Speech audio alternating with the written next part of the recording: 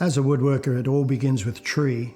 Every time I look at a piece of woodwork, I try to visualise the tree as it was when it was still alive. A tree is a living organism. It sways in the breeze, it drinks water, it breathes oxygen and carbon dioxide. And I like to think that what I've done is captured that life of the tree in the pieces. All the things that have ever happened to it are frozen in time and displayed in the lines that I've cut across the wood. It reveals the whole history of the tree. You expose the life of the tree right there in front of you. Everything that has ever happened to a tree is recorded in its grain. The floods, the rains, the droughts, the fires, the insect invasions, everything. And I just love revealing that palette, the history of the tree there. We are able to cut trees down without hurting the environment. Trees die sometimes, you don't have to cut them down, they fall down by themselves. Mango, for example. You know, mango trees are planted in people's gardens and then they get too big. Always they get too big, and eventually they have to call the men in to cut the tree down, and usually the wood is cut up, goes off to landfill, or it gets burnt. Not very good for the environment, and it's a waste of wood.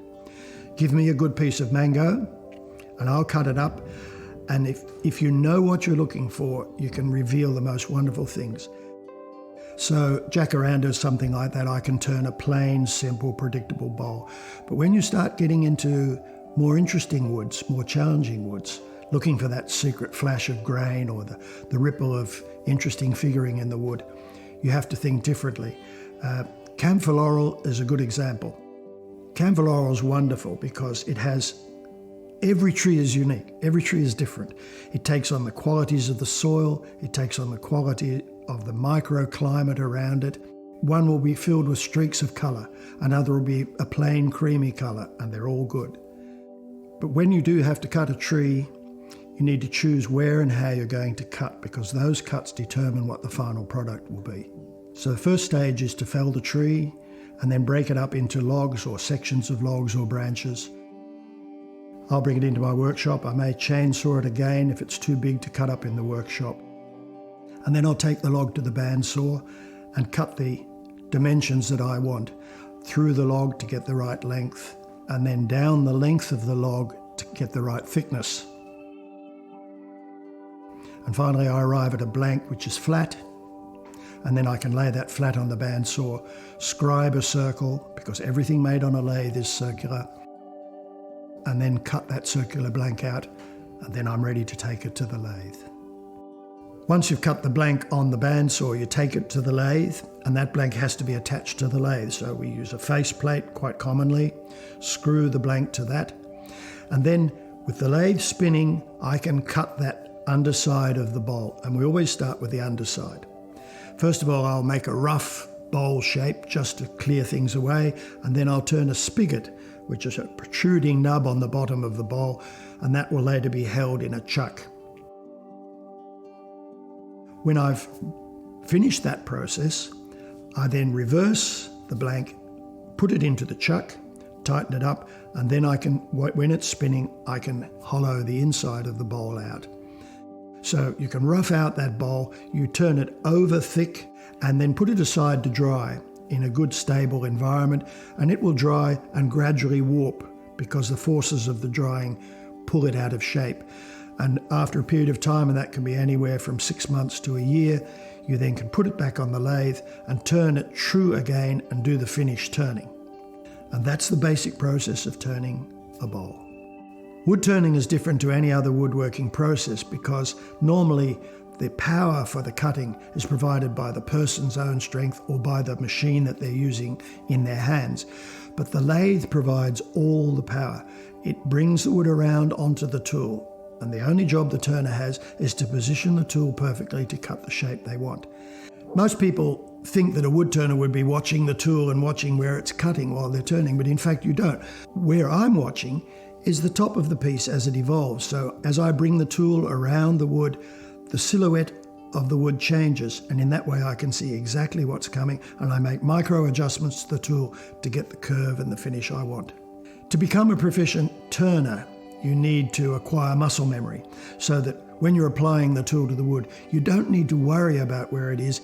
You just automatically put it in the right place. And that comes from years and years of repetition and mistakes and failures until you know exactly how the tool should be. You have to flow with the tool by turning with our whole body, not just with our hands. It's almost like a dance with the wood, choreographed movements. And if you get in the zone, it's pretty satisfying. So turning a piece of flame she oak or hairy oak is another story entirely. It's not compliant. It doesn't want to be cut, full of fissures and cracks, little patches of bark that have been enclosed as the wood has grown around them. So when you're cutting that, it's the exact opposite of predictable. You just don't know where it's going to go. You can't brutalise it, it will fracture. You have to work with it, but you have to work around it. It will only let you do what it wants. You have to rough the wood to round, have a look at it and say, okay, what are you going to let me do? Then you see a crack and you have to get rid of that. So you've got a different shape. And then you find a little bit of bark inside the wood. You have to get rid of that. Change the shape again. Finally, you get to the point where you've come down to all sound wood, reduce it till you get a shape that's perfectly clean. Then you do the finest cuts you can with the gouges. And then there is a special technique with a tool that has a very, very ultra fine edge, and you pass that gently across the top of the wood as it spins, and a beautiful little fountain of translucent shavings comes off. It's the finest cut you can do on a lathe, and the end result is absolutely amazing. So sharpening is a very important part of the process. When the tools are very sharp, you can sometimes get an almost perfect finish off the tool, but it's never quite good enough. There's always some degree of sanding. The process of sanding in my case is particularly important. I want to finish where there are no scratches, no blemishes. I want the grain to be as perfect as it can be. And that means I start with a fairly fine grit. It's not a very coarse sandpaper. And I work my way through to the finest sandpapers you can get. And then even further, I'll use ultrafine steel wool to get a really clean finish. And even then I'm not finished. I'll probably hand buff it later, rubbing with the grain to get rid of any signs of scratches, because when it's polished, every micro scratch will show. So the final thing that I do to a bowl before I polish it is sign it. You know, that bowl may last for 100 years or more, and it's pretty nice to know that your name stays on the bottom of it. The finish that you apply to a piece is very important.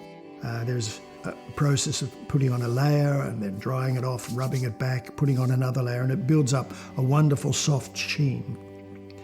If you really want to make the grain jump out, I use a process called buffing, a series of compounds on cotton wheels that rotate very fast. I rub the wood very hard against it and it buffs it to the finest degree, almost like a diamond finish, and that will show the grain better than any other process there is.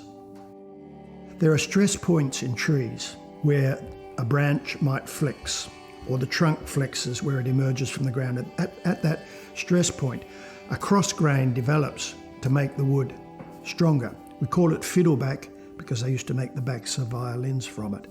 And that fiddleback absolutely jumps out when you reveal it and polish it. It's like a hologram. In the first half of my professional life, I worked in the theatre industry and I worked helping people create dreams and fantasies. But at the end of the day, everything I did disappeared. It was all smoke and mirrors.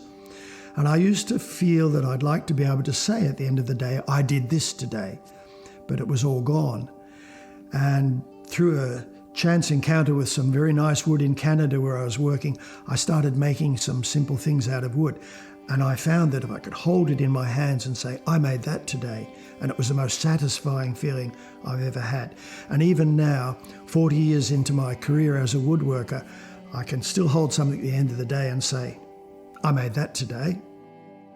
While I've been making these pieces for the exhibition at the Ipswich Art Gallery, I can't help thinking about the people who come in and look at it and what they will see and what they will think of it all.